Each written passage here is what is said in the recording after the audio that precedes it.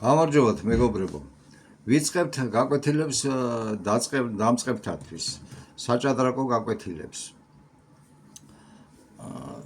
თქვენ წინაშეა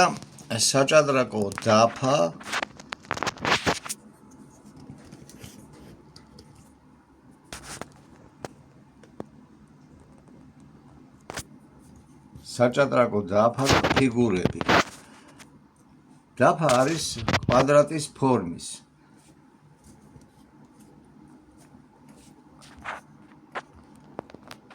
დაფა არის კვადრატის ფორმის, 64 უჯრა არის საჭადრაკო დაფაზე, ხოლო ფიგურები კი 32-ია. საჭადრაკო დაფაზე არის სამი ძირითადი მიმართულება. ესენი არის ჰორიზონტალური მიმართულება, 8 ჰორიზონტალური მიმართულება, შესაბამისად 1-დან 8-მდე და ვერტიკალური მიმართულება, ანუ ქვემოდან ზემოთ, ან ზემოდან ქვემოთ. ვერტიკალური მიმართულება გამოისახება ლათინური ალფავიტის ასოებით A, B, C, D, E, F, G, H. მესამე მიმართულება არის დიაგონალები და დაფაზე არის, როგორც ვხედავთ, თეთრი და შავი დიაგონალები. ჩვენ შემთხვევაში შავად ითვლება უფრო მუქი ფერი, ანუ მწვანე ფერი, ხოლო თეთრ ფიგურებად და უჯრებად ითვლება უფრო ღია ფერი, ანუ წითელი ფერი. ჭადრაკი დაახლოებით 3000 წლის წინ იქნა გამოგონილი ინდოეთში ერთ-ერთი თქმულების თანახმად გლეხგაცის სინის მიერ და ის შეიქმნა ბრძოლის წარმოსაჩენად. მაშინ ვიცით, რომ ძალიან ხშირი იყო ომები ტომებს შორის, ქვეყნებს შორის, ხალხებს შორის და პოპულარული იყო ეს თემა, რასაკვირველია. ქვები, საჭადრაკო ფიგურები სულ გვაქვს 32 ცალი დაფაზე, 16 თეთრებს, 16 შავებს და რახან ეს თამაში იმიტაცია არის ბრძოლისა, აი ყველაზე პატარა ფიგურები, რომელთაც პაიკები ქვიათ, არიან განთავსებული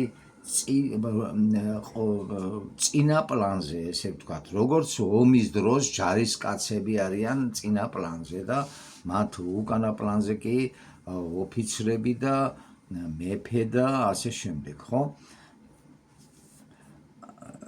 ესე იგი გვაქვს 8, ესე იგი 16, ანუ 8 თეთრებს აქვს, 8 შავებს პაიკი, ხოლო 2 გვაქვს ეტლები, რომლებიც განთავსებული არიან დაფის განაპირაზე, განაპირა 2 უჯრაზე, მარჯვნივ და მარცხნივ.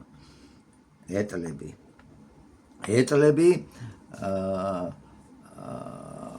შემდეგ მხედრები, 2 მხედარი, 2 კუ და დაგვრჩა თითო დედოფალი წამომცდა, ლაზიერი და მეფე. ეხლა წამომცდა და მე მგონი დროულადაც ხშირად, აი ვთქვათ, ეტლს უწოდებენ ხოლმე ტურას და არ გეგონოთ, რომ ეს ცხოველია.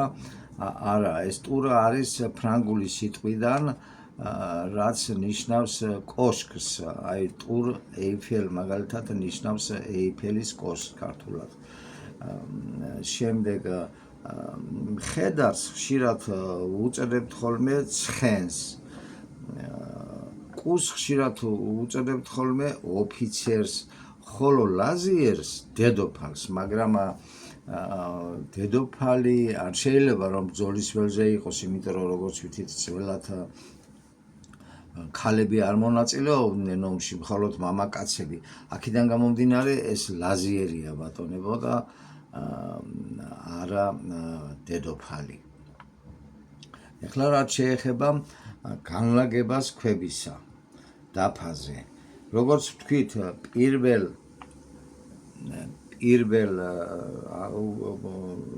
რიგში, ესე ვთქვათ, ჰორიზონტალზე განთავსებულია წინა ჰორიზონტალზე, უფრო ზუსტად პაიკები, ხოლო მეორეზე კი ეს ფიგურები, ეტლები, რომლებიც განთავსებული არიან განაპირა უჯრებზე, მას მოსდევს, ესე იგი, მათ გვერდზე არიან ხედრების გვერდზე არიან ორი კუ, შემდეგ მეფე და ლაზიერი. ეხლა რაც შეეხება როგორ უნდა განვანთავსოთ ლაზიერი და მეფე, ასე თუ ასე. აი ორი ვარიანტია, ხო? უნდა დავიმახსოვროთ, რომ ლაზიერს არ უყვარს სხვა ფერის უჯრა. მას უყვარს, რომ იდოს თავის ფერ უჯრაზე. და ეს რახან შავი ლაზიერია, ესე იგი უნდა იყოს მწვანე უჯრაზე. და მეფეს კი პირიქით უყვარს განსხვავებულ ფერზე დგომა, იმიტომ რომ ვიცით რომ ის ყველაზე უფრო განსხვავებული და უძლიერესი ფიგურაა, ასე ვთქვათ. დღეს მოდით ამით დავამთავროთ.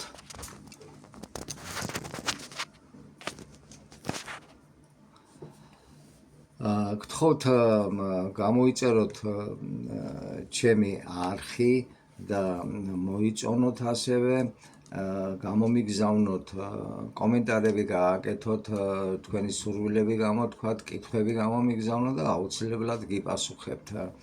მომავალ შეხვედრამდე კარგად ბრძანდებათ.